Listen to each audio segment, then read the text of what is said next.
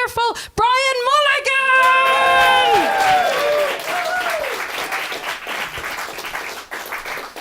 I can't say I've ever been introduced like that before. Okay, I've come to talk about a serious topic. We've a problem in higher education in the developed world. We've just too much of it. We don't do it very well. We teach the wrong stuff. They keep forgetting this stuff, and it costs a fortune. Now, my name's Brian, and I work in online learning research and development. I'm not a young academic. I turned 60 last summer, so this is I suppose it's sort of a bucket list thing for me, okay? It's something I sort of feel I should do before I die, and I may well die tonight. Anyway, where was I? I was talking about the state of education. Sorry about the phone. I was at a gig the other night, and there was, you know the way they're going on about young people on their phones? There was two old ones in a corner. They weren't talking to each other. They were on their phones. Isn't that terrible? Somebody's doing a gig and two people are on their phones. It's worse when the person doing the gig is on the phone. Anyway, okay, I work in online learning or development and research. I deliberately twisted around development research because I don't really like research. You know, I've had to do a bit of it. I'm no good at it. All that bloody data and statistics.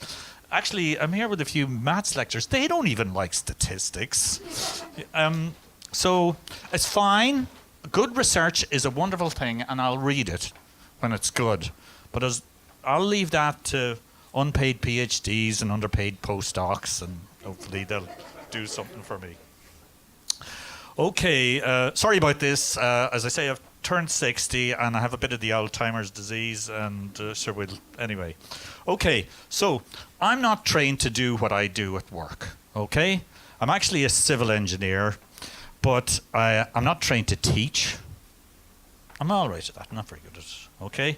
I'm not trained to do research. I'm terrible at that.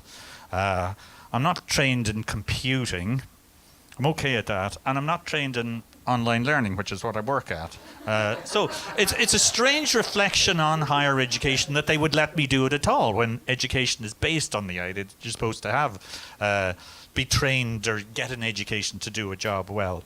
But anyway, I sort of have phrases to cover this, and I always say, if I can remember what it is, I always say, never wait till you're good at something till you do it. Or another one is, if a job's worth doing, it's worth doing badly. And that's why I'm here tonight. Okay, this bloody landscape phone, but I've broken it. Anyway, so back to education and what a terrible state it's in. There's an old joke, if you don't mind me telling an old joke, about the culture and the tourist. This is one like Hal Roach would have told in the 1960s. 1940s, whatever. The tourist comes up to the Colchi and says, "Could you tell me the way to Dublin?" And the Colchi turns and says, "Well, I wouldn't start from here anyway." And that's what I sort of feel about making education better. We would probably start from scratch if we could, but we can't. So we have to do that. So, sorry about that joke. I stole that joke. I'll probably steal all the jokes. And as you know, plagiarism is a serious issue in academia, and I have a problem with plagiarism. It is. Sure, I love quoting other people's work. In fact, I prefer quoting other people's work than doing the work myself. But I always worry about attributing it correctly. In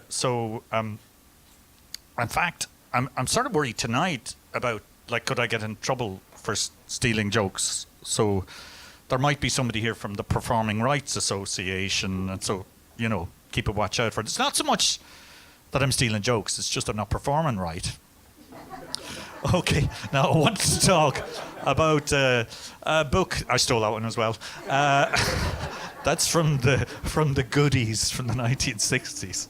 Okay, I want to talk. I read this book. It came out there in January. It's called "Why Education is a Waste of Time and Money," and it's very an interesting angle the guy has, because he says It's fairly clear from the statistics that, and this guy really goes into the statistics, he's an economist. Oh my God, those chapters were such a bore. Anyway, he said, it's fairly clear from the statistics that people with an education do earn more money. But in actual fact, if you trawl the statistics, you find out that actually most of the money they earn, or actually only 20% of the extra earnings is due to the stuff they learned.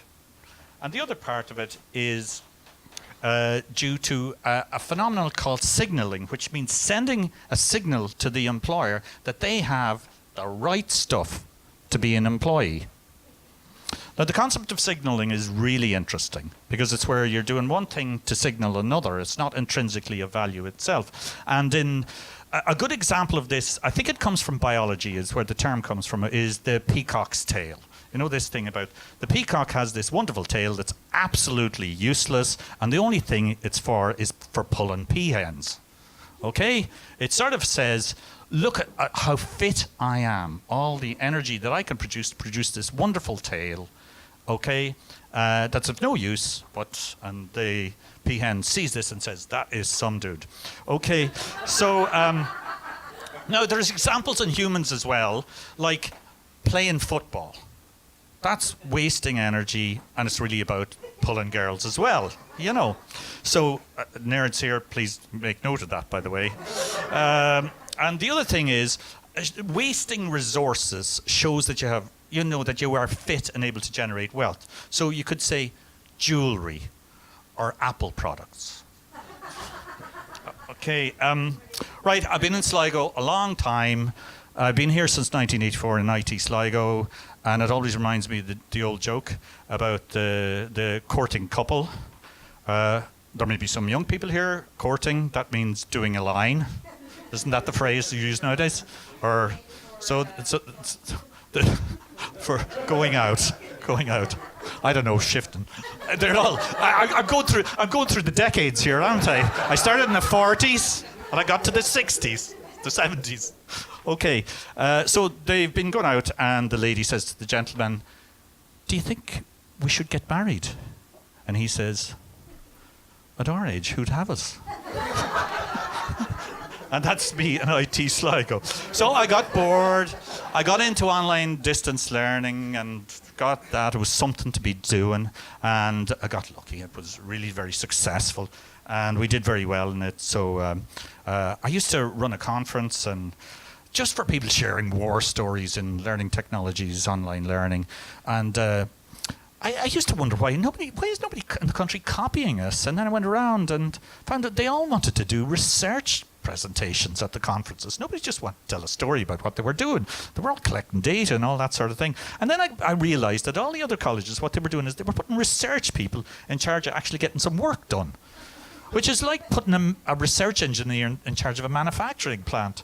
So that explains IT Sligo's great success. Anyway, listen, and the other thing was they were very interested in quality of the learning experience. All I wanted to do was allow people to do the bloody courses, you know. In fact, I gave a conference presentation, and it was called The Power of Traditional Teaching Methods Online.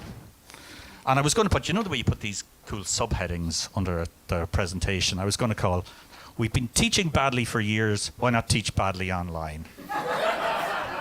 I put this to one of my colleagues, and he says, "No, I don't think you'd better actually do that one, because we don't teach badly, we teach okay." So we do teach okay, and they love it. So I'm just going to finish up here.